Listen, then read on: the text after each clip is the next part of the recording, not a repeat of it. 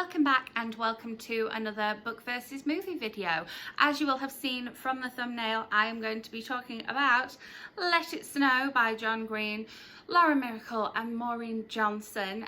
This one just came out as a Netflix adaptation on Friday. So I watched this on Friday afternoon. I took some notes and now I am ready to bring you my thoughts on how the movie compares to the book. I want to start off by saying that I absolutely loved this movie. It will be one that I will be rewatching. I can see it's going to become a Christmas classic, and I believe that I'm probably going to rewatch it again this Christmas season, if not by the time you watch this video, then probably sometime soon. And I just thought that the film itself, if you haven't read the book, you don't need to have read the book.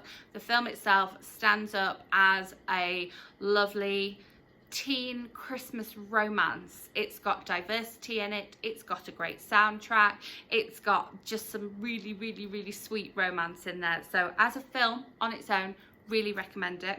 I will leave you a playlist of all my book versus movie videos, because I do have The Fault in Our Stars and Paper Towns by John Green compared book to movie, and I'm working on a book versus TV series for Looking for Alaska, so I'll leave that playlist linked up here because I love making book versus movie videos. Love them. I will go out of my way to read a book that I wouldn't have normally read if there's a movie adaptation coming out, just so I can make the comparison and bring it to you guys.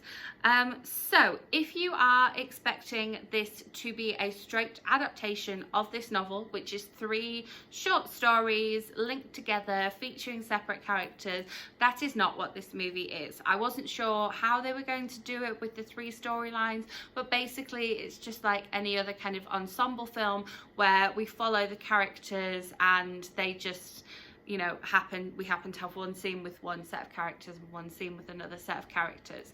But I am more than okay with that. I completely understand that a book adaptation is just an adaptation of the general feeling and the general idea of the novel. I understand that it doesn't have to be a word for word completely the same script, completely the same storyline, because yeah, as I say, I really enjoyed this movie and it did definitely have the same feeling, the same sweet teen romance as the book.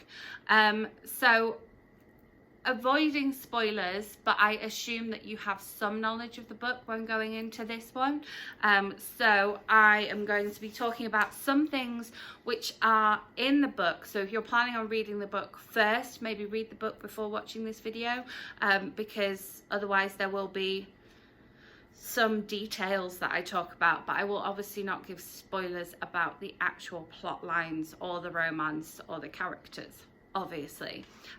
So we have Addie's storyline. Hers is the 3rd story in the book, but we actually see her first in the film, and her storyline is quite different in that in the book she has 2 friends, and in the movie she just has the one friend, but I think that it really works because it gives her storyline just a little bit more intensity. In the book she is questioning her kind of character and her quality as a friend, and but we don't necessarily get that from the word go in the book, but that is very much her storyline in the movie, and I really liked what they did with her storyline. I also really liked the casting that they chose for Addie and Dory. I love the fact that we have a bit of Dory time in the book, but we have a bit more of Dory in the movie, and I love Dory's storyline, and I am sure that you are going to love it too. It's almost like she is like a 4th storyline in the whole thing, and I love what they've done with that. Love that. Again, no spoilers about what her storyline is, but she has her own thing going on. Jubilee's storyline is really quite different. We have a very small nod to the like Christmas village that her parents collect in the book, in the film, at the very beginning of the film, but aside from that it's not really brought up at all. In the book she kind of she's called Jubilee, but she introduces herself to people as Julie, and in the film she is just Julie. And her and Stuart's storyline is probably the most different, because Stuart keeps the same name, but aside from that, every single thing about Stuart's storyline is quite different. Obviously, we still have Julie and Stuart meeting and whatever happens after that. But aside from that, their storyline is very, very different from what it is in the book. But I really love what they've done with their storyline, and I really think it works in the movie. If you are massive Jubilee Stuart fans from the book, you just need to go in this with an open mind, because their storyline is very, very, very different. But I love what they did with it. Love, love, love it. The friendship group of Toby, Angie and Keon, or the Duke and Keon, theirs is probably the most similar to the book, and I like that they've kind of kept that rumbling along as a continuation from the book. It's almost word for word the same, with obviously allowing for the fact that the characters around them have quite different storylines. So there's some adaptation needed because the ones around them have different storylines, but that friendship group and that storyline is pretty much the same as in the book. I thought they did an amazing job of the casting for that group of friends. They seem to have this amazing chemistry on screen together, and they are very similar to what I pictured in my head when I was reading the book as well. And so I love when that happens, when it's so similar to what's in your head when you're reading the book. And I did reread this one, and I reread it on audiobook. Penguin Random House sent me an audio review copy, and I'd purposely avoided watching any trailers because I wanted the characters in my head to be like when I read this one for the first time.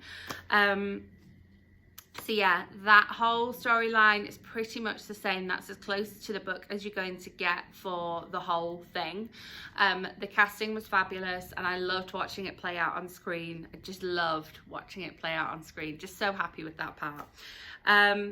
Then we have the fact that they've got around the branding that's in the book, because in the book we mentioned Waffle House and we mentioned Starbucks, but in the movie they decided to go with Waffle Town, which looks and feels exactly the same as a Waffle House, except maybe a bit bigger and a bit cleaner. And there is no mention. There's a very, very small nod to Starbucks, and that's it. It's not mentioned at all apart from that. And so the people that we have working in Starbucks in the book obviously do not work there. And then we have Gabriel, the lovely pig, the teacup pig in the book. I love, love, love Gabriel. I love that last story so much. There is still Gabriel in the film. Don't be disappointed. He has a slightly different storyline, but I love the fact that we still have the essence of the pig being there, whether it's a teacup pig or not. And I think that that is so cute. And then we have the tinfoil man in the book. In the film is the tinfoil woman, and is played by Joan Cusack.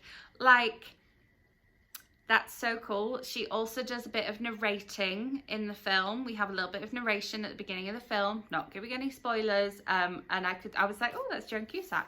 And then, yeah, she's the tinfoil woman, and I feel like she has a slightly bigger part than the tinfoil man has in the book.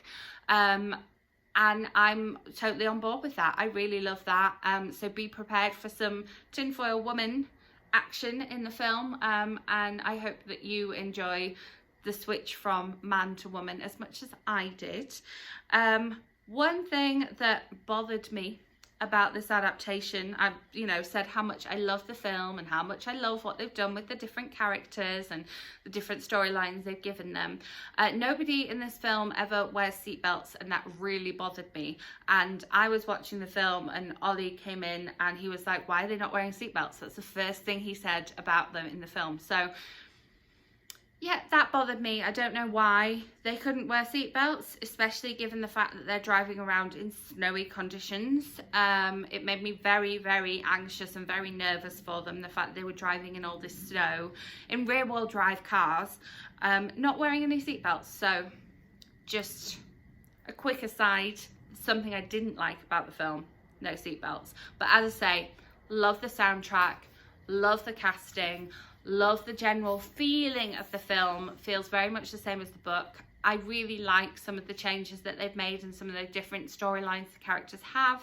But yeah, those are my thoughts on how this movie adaptation compares to the book. I love the book. I love the movie. I actually really enjoyed rereading the book. I changed my rating of it from, I think I had it on 4 stars before, and it definitely now became a 4.5 star read when I reread it, and the audiobook does a good job. So if you are looking to read it quickly before watching the movie, do recommend the audio, see if your library has it. Okay, thank you so much for watching. As always, if there is a movie that you would like me to watch and compare to the book that I haven't already done, then do let me know in the comments. As I say, that playlist does have 2 other John Green adaptations in there, and I am working on another one. So if John Green is your thing and you want to know how his books compare to the movies, then those are there for you. I will be back with another movie very soon, so make sure you subscribe so that lands in your subscription feed. If you enjoyed this video, give it a thumbs up, and I will see you with my next video very soon. Bye.